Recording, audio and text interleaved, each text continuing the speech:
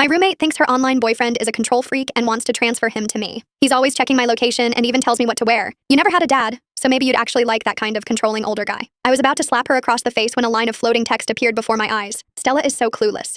This older guy is hot, loaded, and has more stamina than college boys. Just act cute a little and he'd give you his life. Older men do like to be controlling, but they control you by dressing you, cooking for you, buying you mansions, transferring you to good school districts, and making you go from community college to Harvard. Don't worry, Claire is just a tool. Once the older guy realizes he's talking to someone else, he'll come back to find Stella.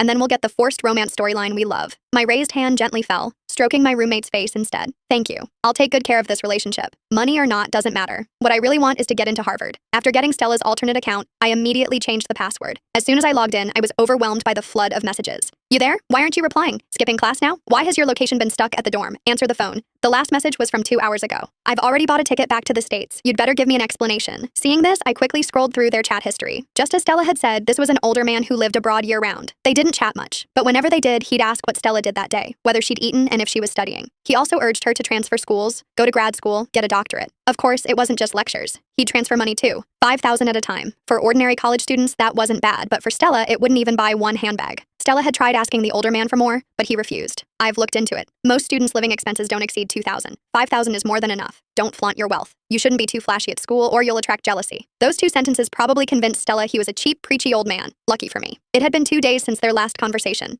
Stella hadn't replied to any of his messages, which must have driven him crazy. I quickly opened the text box and apologized. I'm so sorry. I've had a fever these past 2 days, been completely out of it, and my phone broke.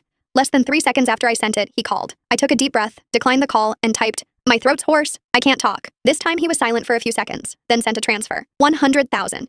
Is it because I didn't give you enough spending money last time? Are you angry? I counted the zeros on the screen, my fingers trembling slightly. 100,000, just like that. Who said this old man was stingy? He's incredibly generous. I didn't accept the money and typed, "I don't want money." The older man. Then what do you want? I stared at that line, my heart pounding. I don't want to go to school anymore. After I sent the message, the chat went quiet. At the same time, floating text appeared. Claire has such a big appetite trying to become a sugar baby right after hooking up. Too bad the male lead hates gold diggers like this. He likes ambitious people. Just wait. He won't reply. Older men despise this type the most. My heart tightened and I quickly added another message. I want to drop out and retake the SAT. Can you help me? Time ticked by second. I stared at the screen, palms sweating. 1 minute, 2 minutes.